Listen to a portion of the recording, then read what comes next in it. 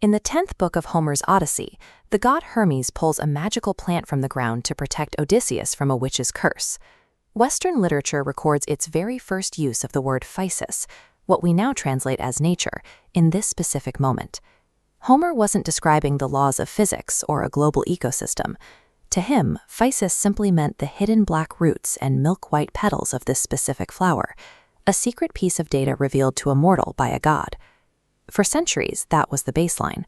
The universe operated on the unpredictable whims of deities. But a few generations later, a small group of thinkers stripped the gods out of the equation entirely. They faced a specific engineering problem: how to build a conceptual framework to explain the architecture and behavior of the entire universe using only observable reality. Developing this concept of nature required an iterative series of trial and error to produce a unified, rational framework for reality. A standard history of philosophy usually groups these first Greek scientists under a single label, the material monists. That label comes directly from Aristotle.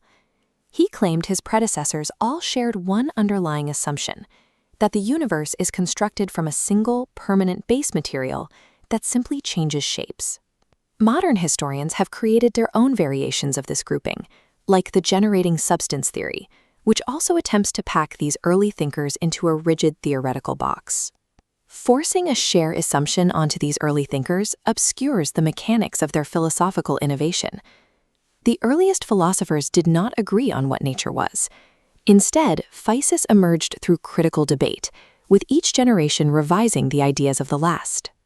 To understand the origin of scientific philosophy, we must look at how the concept of nature was actively engineered, dismantled, and rebuilt by 3 successive generations.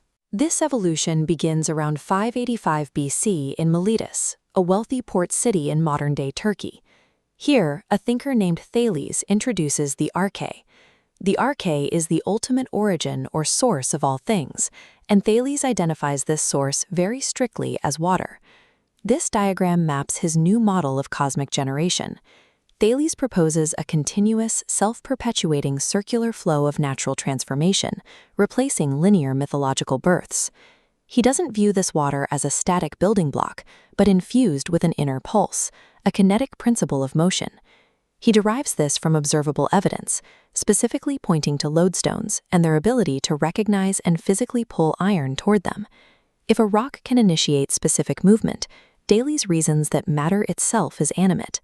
Nature possesses a primitive, built-in discernment, an ability to target and interact with specific elements. Here, the origin of a thing contains the blueprint for its behavior and its ultimate end. The material source and its purpose are completely intertwined. Thales replaced divine whim with a self-perpetuating natural source, though he did not explain the actual mechanical process of change. His student, Anaximander, identified a flaw in this logic. If everything is fundamentally made of water, then it is impossible to explain the existence of its direct opposite, fire. To solve this, Anaximander engineered a new concept called the apeiron, the boundless, or the indefinite. This maps the apeiron not as a specific material, but an amorphous field. It acts as a matrix generating discrete, opposing elements, like hot and cold. By using this matrix, Anaximander redefines nature, moving beyond a simple material origin to describe a regulatory process. He describes this process as a system of cosmic justice. When these opposing elements interact, they naturally encroach on each other, committing injustices by taking up way too much space. To maintain reality, they must eventually pay restitution. Time acts as the strict arbitrator of this cycle. It is a law-like necessity that steps in, forcing the overextended elements to recede back into their proper boundaries. There are no unpredictable lightning bolts or arbitrary interventions. The system governs itself through enforced regularity. This redefines the purposiveness of nature. The universe is actively steered toward a specific, continuous goal. Anaximander's model presents physis as a strict cosmic legal framework, where the ultimate end state is always absolute equilibrium. The 3rd generation brings us to Anaximenes. Because he returns to a single base material, he is very often viewed as a step backward from Anaximander's abstraction.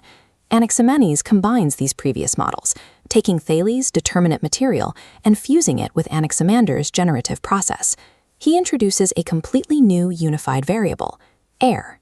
It functions simultaneously as the baseline material and the active shaping force. This illustrates the physical process Anaximander uses to explain change, condensation, and rarefaction. The material expands and compresses, behaving like a mechanical engine. This engine differentiates one unified substance into distinct entities. Expanded air becomes fire. Compressed, it becomes wind, water, and eventually dense stone. Anaximander grounds this physical mechanic in the human experience. He argues that just as our soul holds the human body together, this cosmic air physically binds the entire universe together. The purposiveness in this new model is internal. Nature shapes itself from within to ensure the continuation of the whole. Anaximander bridges the gap between rational concepts and empirical physics, finalizing and arcing an pair of the cosmos driven by an immanent engine. 2 generations later, this Milesian physical engine survives in textual fragments. It is inherited by a wandering poet and philosopher named Xenophanes. Xenophanes expanded the operating parameters of physis. He moved the concept out of the strict realm of cosmogony, the study of how the universe was physically built. He shifted the definition of nature away from cataloging what things are made of, focusing instead on their capacity, what specific entities actually do, and how they grow.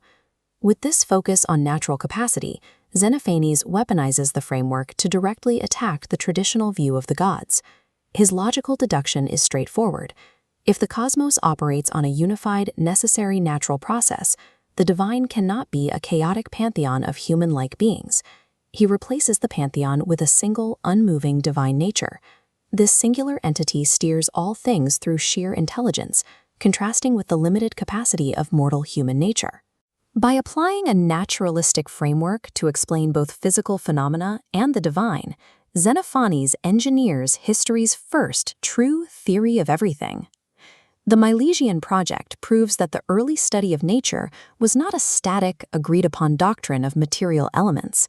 It was a rapid, iterative evolution, moving from Thales' animate material origin to Anaximander's cosmic regulative process, straight into Anaximander's immanent mechanical engine. Every phase of this evolution was infused with a distinct purposiveness, whether that took the form of primitive discernment, a drive for equilibrium, or a self-shaping physical unity.